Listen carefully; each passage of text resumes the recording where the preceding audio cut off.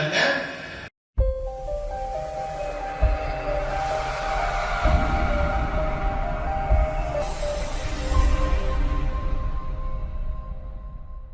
begitu.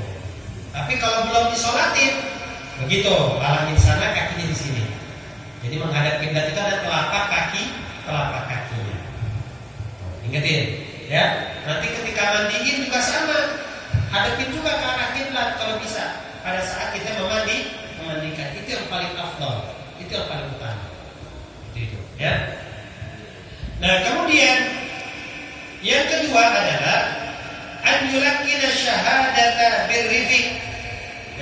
Membacakan talqin. Ya, membacakan talqin. Tetapi talqinnya itu birrifiq. Birrifiq itu dengan kelembutan. Kalau kita lagi menghadap di orang yang sedang dalam keadaan sakarat, talqinin. La ilaha illallah. Di telinganya, telinga kanannya. La ilaha illallah.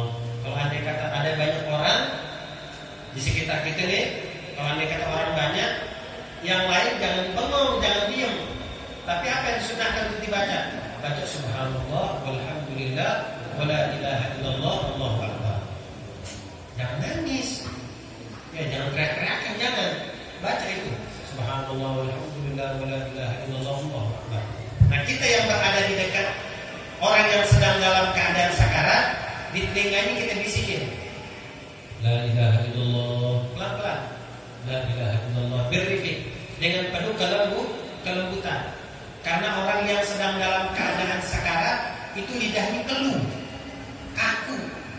Jadi untuk mengucapkan kalimat la ilaha illallah terkadang susah, berat. Makanya dengan birrifiq, dengan kelembutan. Wala yulahu alaih, dan tidak memaksa. Jangan kita paksa, la ilaha illallah, nyebut la ilaha illallah, jangan. Terkadang la ilaha illallah ini kagak disebut. Itu cuma bilang nyebut begitu. Ya? Bukannya bilang la ilaha illallah tapi suruh nyebut. Lah bapaknya bingung apa yang mau disebut. Ya? Contohin, kita bacain begitu, suruh ikutin deh. Meninggal orang tua kita, kerabat kita, saudara kita, tetangga kita, siapapun. Kita tuntun mereka. Jangan nyebut, jangan. Maka di sini dikatakan wala yuqalu lahu qul, dan jangan mengatakan qul. Qul itu artinya kalau bahasa kita bilangnya nyebut. Jangan. Enggak boleh. Tapi tuntun mereka dengan kalimat la ilaha illallah. La ilaha illallah, la ilaha illallah. Kalau dirasa susah ambil dia nih, kayaknya susah benar saya mengucapkan la ilaha illallah nih. Ada kalimat lain enggak yang kira-kira saya bisa sebut? Ada. Kalau la ilaha illallah dirasa susah buat disebut habis nih orang yang sedang dalam keadaan sekarat, maka kita ucapkan kalimat Allah, Allah, Allah. Ambil Allahnya aja. Kalau la ilaha illallah dirasa susah, ambil Allahnya saja. Bisikan di telinga mereka. Allah, Allah. Kita nyebut Allah, bibir gak usah bergerak. Cukup lidah aja yang bergerak. Allah. Kita kalau nyebut Allah, bibir bergerak. Allah, Allah. Gak bergerak bibir. Yang bergerak cuma lidah. Allah gak bisa juga. Terlalu kaku lidahnya nyebut Allah, gak bisa. Ambil ujungnya deh. Hu, Allah, hu. Ambil hu-nya aja. Hu, itu maksudnya hu Allah. Begitu. Kalau kita ngadepin orang yang susah tuh, orang yang susah untuk ditalkinkan ketika mereka dalam keadaan sekarang, jangan panjang-panjang talkininnya, jangan. La ilaha illallah Muhammadur Rasulullah sallallahu alaihi wasallam kepanjangan. Ya beda keadaannya orang yang sedang dalam keadaan sekarang. Ambil yang pendek-pendek aja, la ilaha illallah. Kalau dia nggak bisa, Allah, Allah. Kalau dia nggak bisa juga, Allah, Allah. Ambil ujungnya. Terus jangan ditinggal, gitu. Ya, jangan ditinggal. Terus kita tuntun, kita ajarkan mereka untuk membaca talqin. Ya, kalau andai kata mereka seorang muslim, ya kewajiban kita nih untuk menuntun mereka. timbul pertanyaan begini, kalau orang kafir boleh nggak kita talkinin? Gitu.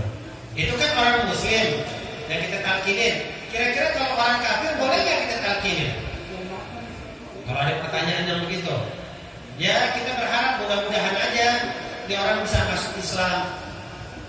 Nabi SAW di mana beliau memberikan sebuah contoh kepada kita, yang di mana disebutkan di dalam sebuah hadis yang sahih, Nabi SAW punya seorang pembantu di sini. Pembantu seorang ghulam, anak laki-laki dari bangsa Yahudi. Ketika pembantunya Rasulullah ini, yang orang Yahudi ini akan meninggal, Rasulullah datang sama seorang sahabat ke rumah di anak.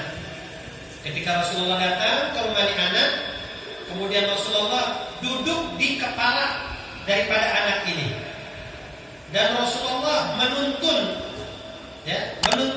kalimat la ilaha illallah kepada anak ini. Rasulullah bilang, "Qul la ilaha illallah." Rasulullah bilang begitu sama anak. Adanya anak ada Yahudi. Terus ketika Rasulullah mengucapkan kalimat itu, ini anak nengok ke bapaknya. Bapaknya ada di sebelah. Ini anak nengok ke bapaknya. Terus apa yang dikatakan oleh bapaknya? Bapaknya bilang kepada anak, taatilah apa yang diucapkan oleh Nabi Muhammad SAW. Maka ini anak mengucapkan kalimat la ilaha illallah. Rasulullah katakan, kenapa? Kata Rasulullah, aku mentalkinkan anak tersebut dengan kalimat la ilaha illallah pada saat rohnya dicabut. Paling tidak aku telah memberikan keselamatan kepada anak tersebut daripada siksa api neraka Allah Subhanahu wa taala. Kan dikatakan dalam sebuah hadis, ya, man akhir kalami fid dunya inda tihai ajalina qauli la ilaha illallah dakhala al-jannah. Jadi barang siapa yang di akhir kehidupannya ketika ruhnya dicabut terus lisannya mengucapkan kalimat la ilaha illallah, dakhala al-jannah, masuk surga. Allah jamin. Ya, Allah jamin. Makanya para ulama, walaupun ada berbeda pendapat, ada sebagian ulama yang mengatakan kalau andai kata tidak memungkinkan bagi kita untuk mentalkinkan seorang non-muslim, kayaknya nggak bakal mau deh. Walaupun kita talkinkan sekalipun nggak bakal mau, maka hukumnya sunnah bagi kita untuk mentalkinkan. Tapi kalau andai kata ada peluang di sini, ada kesempatan bagi diri kita untuk mentalkinkan orang tersebut dan kayaknya ini orang bakal masuk Islam, maka ketika itu hukumnya wajib bagi kita, walaupun dia non muslim. Ulama berbeda pendapat di sini. Ya, apalagi seorang muslim dalam keadaan sekarang sudah menjadi sebuah kewajiban bagi diri kita untuk mentalkinkan mereka. Jadi talkin itu 2 kali biasanya. Ya, talkin itu biasanya dua kali. Talkin ketika mereka dalam keadaan sakarat, dan talkin yang kedua adalah ketika selesai dikuburkan. Gitu ya. Habis dikuburin, ya udah rata sama tanah, kan biasanya sebelum kita pulang kan kita talkinin dulu. Begitu ya. Kita talkinkan dulu itu. Jadi ada pertanyaan begini, kira-kira kapan sih malaikat penanya di dalam kubur itu datang kepada seorang mayit? Maka dijawab oleh para ulama di banyak keterangan yang bisa kita lihat bahwa sesungguhnya malaikat yang bertanya di dalam kubur akan datang kepada seorang manusia di dalam kuburnya adalah ketika tanah itu sudah rata. Jadi ketika tanah itu sudah rata, maka para malaikat akan datang untuk bertanya. Jadi nggak nungguin kita pulang. Selama ini kita tahu kita nungguin kita pulang dulu, beri 7 langkah baru berdatang ke malaikat. Kagak. Kata siapa begitu? Ya. Jadi malaikat datang walaupun kita masih ada di situ. Nah makanya para ulama ngajarin kita nih, ya, para ulama ngajarin kita bahwa ketika kita masih ada di situ, mumpung kita masih ada di situ dan malaikat juga datang, talkinin tuh mayit. Ingetin lagi ke mayit, biar apa? Biar dia bisa jawab tuh nanti pertanyaan di dalam kubur. Talqin yang kita baca, biasanya kita baca tuh kita ingetin lagi. Ya, Kalau andai kata ada sosok malaikat yang datang kepada dirimu dalam bentuk yang membuat dirimu takut, fala yafza'uka, janganlah engkau takut. Fa innahu khalqun min khalqillah, sesungguhnya dia adalah makhluknya Allah Subhanahu wa taala. Fa idza sa'alaka man rabbuka wa ma nabiyyuka wa ma dinuka wa ma qiblatuka wa ma imamuka wa ma ikhwanuka, kalau andai kata si malaikat itu bertanya kepada kamu, siapa Tuhanmu, siapa nabimu, siapa saudaramu, apa kiblatmu, dan lain sebagainya, faqul biqaulin fasih, jawablah pertanyaan itu dengan jawaban yang benar. Kita baca di atas, ini ayat benar nggak di bawah? Dengar. Suara sendal kita aja didengar. Bagaimana kita bacain talqin, dengar. Ini orang jadi ingetin lagi saya. Alhamdulillah, masih diingetin. Malaikat itu turun pada saat itu untuk bertanya. Akhirnya dijawab. Ya, dijawab sama si Majid. Ya, Tuhan saya adalah Allah. Allahu Rabbi. Wa Muhammadun Nabi. Ya. Wal Ka'batu Qiblati. Dijawab oleh Allah Tuhan saya, Nabi Muhammad Nabi saya, Ka'bah kiblat saya, orang-orang muslim saudara saya. Karena apa? Kita ingetin di atas lagi bacain buat dia. Itu manfaatnya. Makanya kita jangan alergi yang ditalkin. Ya, talkinin gitu. Bacain mereka, ulangi lagi. Bentuk rasa sayang kita sama saudara kita seperti itu. Kita mentalkinkan mereka tidak hanya ketika mereka akan dicabut rohnya, tapi ketika mereka akan ditanya oleh para malaikat, kita ingetin lagi. Karena pertanyaan yang terjadi di dalam kubur yang ditanyakan oleh para malaikat itu merupakan salah satu bentuk fitnah kubur. Kalau kita kagak bisa jawab, repot. Ya, kita kagak bisa jawab, bakal repot buat kita pada akhirnya. Kita ingatkan kembali mereka, saudara-saudara kita tuh yang udah kita kuburkan, agar mereka bisa menjawab dengan apa? Dengan jawaban yang benar. Akan ditunjukkan kepada mereka tuh. Jadi ketika mereka masuk, malaikat membawa satu foto, satu gambar. Malaikat nanya amin di mayit, amin di jenazah. Kenapa ente sama orang ini? Bakal ditanya begitu malaikat. Malaikat bawa gambar, ditunjukin, ente kenal nggak sama orang ini? Kata malaikat. Kalau kita suka hadir majlis taklim, kalau kita suka bangun malam, kalau kita suka jaga sholat berjamaah, kalau kita suka baca Quran, kalau kita suka jaga tali persaudaraan kita sesama saudara muslim, kalau kita banyak melakukan sunnah dan berjalan di atas syariat, kita bakal kenal dan kita bisa jawab, itu adalah Nabi saya, Nabi Muhammad SAW. Tapi kalau kita nggak kenal sama Nabi Muhammad, kita nggak tahu syariatnya, kita nggak pernah melaksanakan sunnahnya, ketika malaikat tunjukin gambar itu kepada kita, kamu kenal nggak sama orang ini? Kita bakal jawab nggak tahu siapa orang itu. Repot lagi udah urusan. Ya. Jadi keadaan itu seperti itu. Jadi kita mentalkinkan mereka, orang-orang yang dalam keadaan sekarat ataupun ketika mereka telah masuk di dalam kubur. Baik, tidak untuk mengingatkan mereka agar mereka bisa menjawab pertanyaan malaikat dengan baik dan benar. Jadi ditalkinkan. Ya, jadi dikatakan wal afdalu talqin ghairal warid.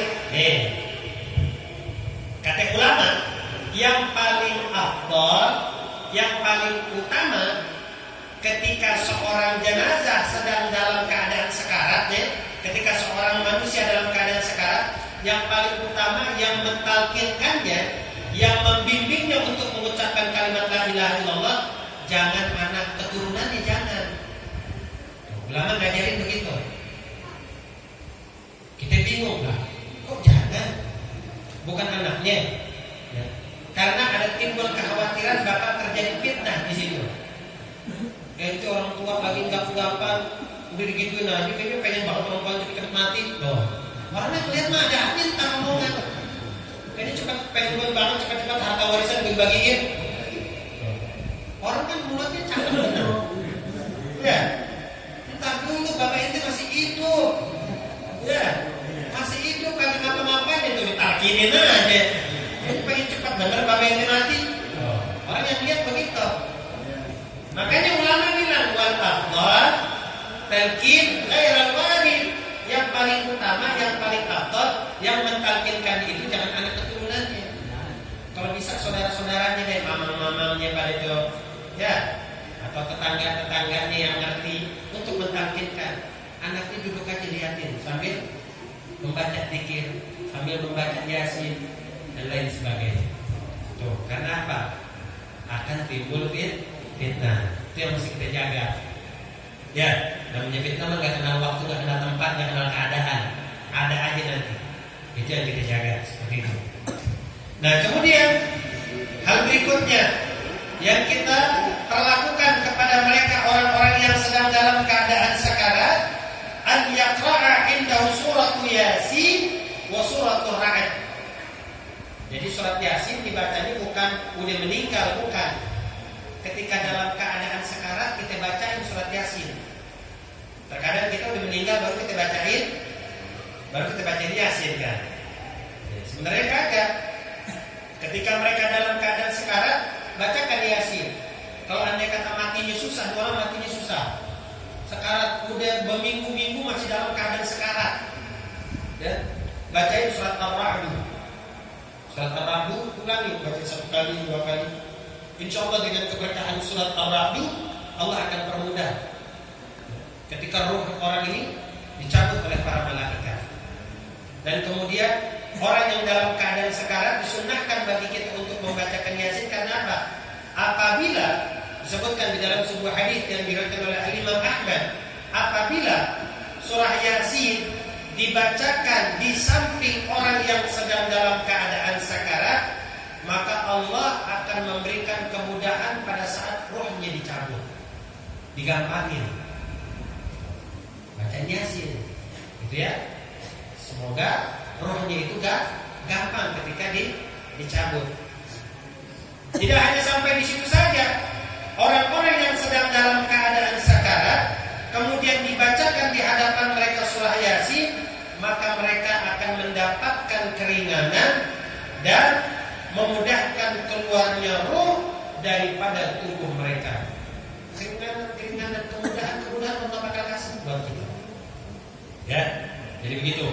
Jadi kalau kita datang, kita lihat orang udah dalam keadaan sekarang, kita ambil Quran, kita baca Yasin. Kalau andai kata memang dia mau dicabut oleh Allah pada saat itu, mudah-mudahan Allah cabut dia dengan mudah, dengan gampang. Seperti itu.